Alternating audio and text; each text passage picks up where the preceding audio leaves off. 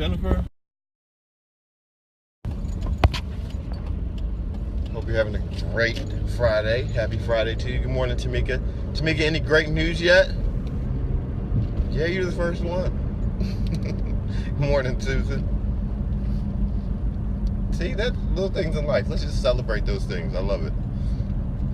Happy Friday. Good morning, Ruth.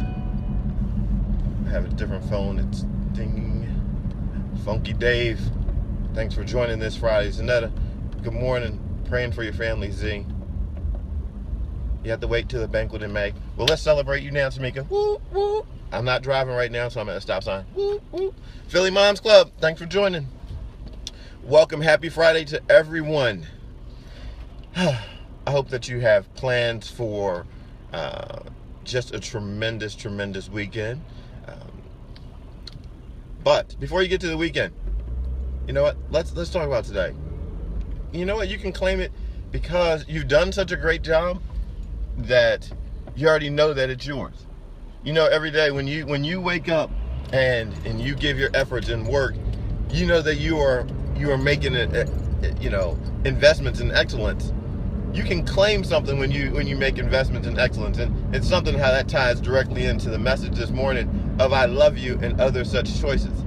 So I think sometimes we sometimes have emotionalized love and made it just this emotion that's a passing thing, and sometimes, oh, I'm in love and I'm falling in love, and we it gets all glamorized based off of Hollywood, and just all based off of feelings. But I look at love, and love is not an emotion. Love is a choice.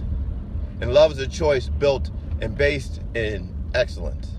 When you love, it comes from that place of giving your very best, where you're not holding back, when you are, thanks for inviting, when you take what's in you and you choose to give your very best, that comes out of love, because to give your very best, there's going to be opposition that opposes you every single time. Anytime, any moment, for any reason at all that you decide to give your best, you're going to face opposition, because excellence is going to be opposed in the world that we live in. Doesn't matter. Think about it. If you've ever said or decided that you were going to do something, the moment that you did that, I'm sure you started facing opposition. Said, all right, right now I'm going to be disciplined. I'm going to drink a gallon of water a day. The moment that you do that, all of a sudden, you may never drink soda. But as soon as you say, I'm going to drink a gallon of water, all of a sudden it becomes this challenge. Now it's a challenge. I'm going to read a book a week. Now it's a challenge. Now all of life is going to start being chaotic and push against your time that you set aside to read a book. If you decide to love, I'm deciding to love someone, there's going to be challenge. There's going to be obstacle.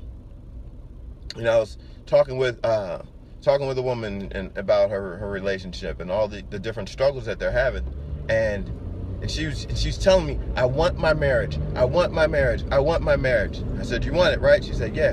I said, here's what you do. Begin to serve. She said, he hasn't been good to me. I said, that's okay. Begin to serve. I said, serve him. I said, fine. I said, go back into your mind. Start thinking about the things that he likes. Just make the investment. So he hasn't been treating you right. When you treat someone kind that has been treating you poorly, it's like pouring coals on their head. It's like it does something to a person that is mistreating you when you pour kindness on them. I said, so serve. I said, because that's what you want. That's your desire. You want your marriage? Well, that means you have to fight for it. She said, I don't know about that. I said, well, see, that's the love, though. If you want that, it's not going to come easy. It's going to have a challenge. You're going to face a challenge in order to love. Love doesn't come at a low price. It gets presented in our world as if it is cheap or inexpensive. And, I met someone the other day and I love them.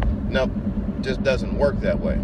Because love requires too much. Love requires patience. Love requires kindness. Love requires that you're keeping no record of wrongs. And so in order for that to happen, you have to understand that love is built off of some wrongs being done at times.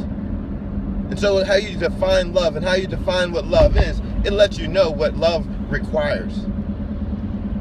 And so I love you is an action. It's not a word. It's not an emotion. Love Love never fails. It's not a temporary emotion. Love is based in solid, concrete action, put into repetitive action over and over.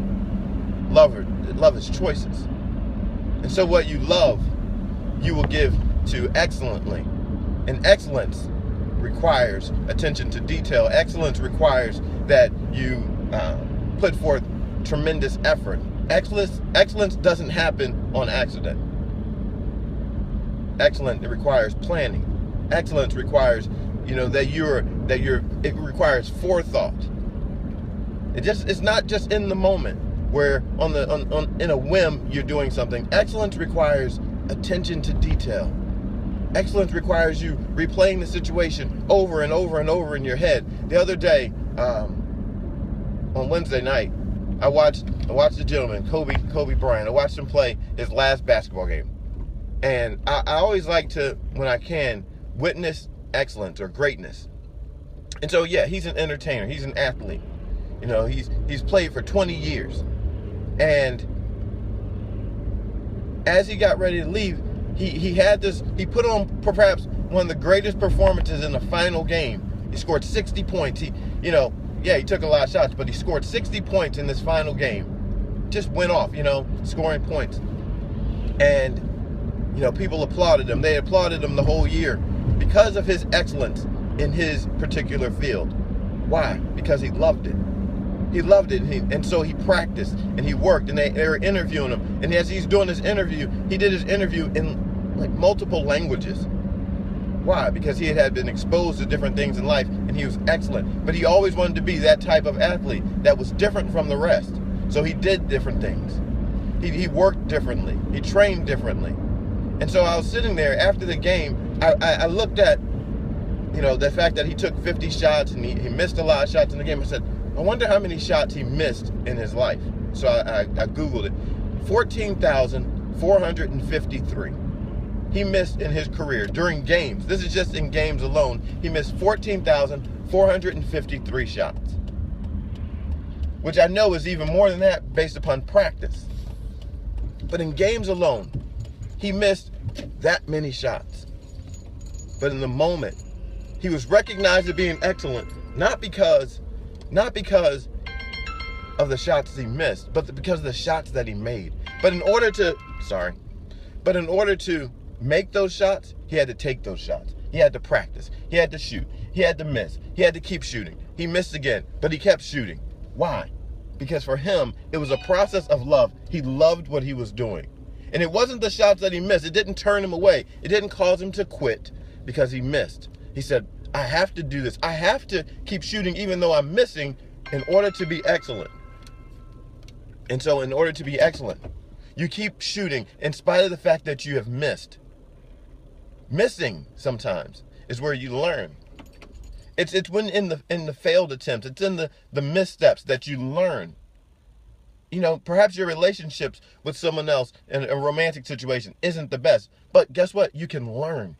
You can learn from the failed mistakes. You can learn from the missteps. You can learn from the mistakes. You can take in those experiences, and those experiences can enrich what you're to have in your future.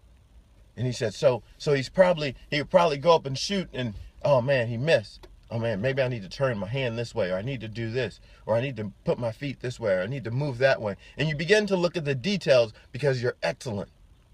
And it's not one of those things that, oh, I made a mistake. Oh, well. No. From your mistakes, you begin to look at them. What did I do in that mistake? What caused that? I know for a fact that me looking at my relationship and saying, man, I was married and then I got divorced. Well, what happened? Where could I have been better? Where could I have worked harder? What mistakes did I make? What weaknesses did I have? What didn't I shore up in my boundaries? Which I've learned. So that when I get married again, in my future, if I'm to be married again, I'm going to be better. I'm going to be a better husband. Why?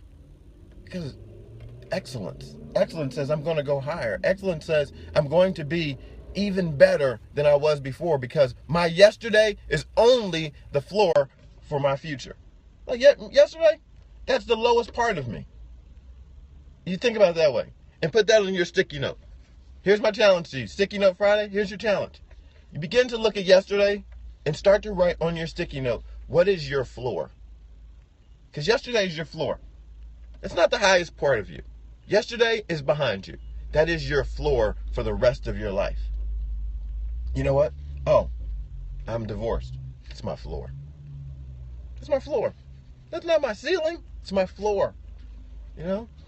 Oh, I started a business. That's my floor. My business is going well.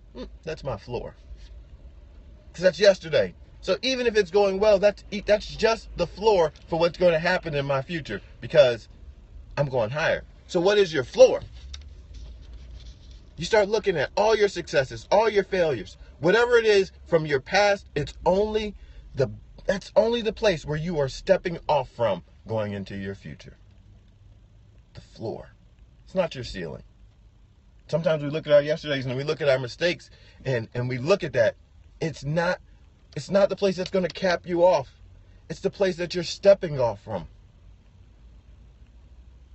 Your yesterday, whether positive or negative, that is the lowest point for the rest of your life. That's my challenge to you. That you see your yesterday as the lowest point. I don't care if your marriage was the most perfect marriage that was ever done in marriages. Make it your floor. Say, you know what? Get with your husband, get with your wife and say, listen, we've had such a great relationship, but let's make that our floor. Let's take what we've had and go even higher.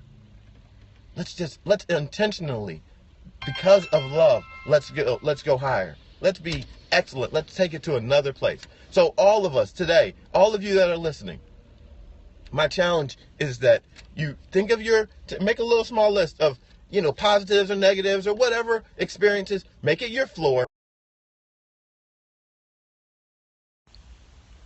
Decide that you're going higher from whatever it is. Your health, your finances, your relationships, your business. Time to go. It's time to go to a higher place. Make it your floor. Because of love. Because of love, become excellent. Look at your faults. Look at your successes. Become excellent. Study them. And let's go to a higher place. Make the choice. Love is a choice. Choose to love. Have a great day. I love you all. I'm going in, get some sandwiches for the kids for lunch. Dominate life.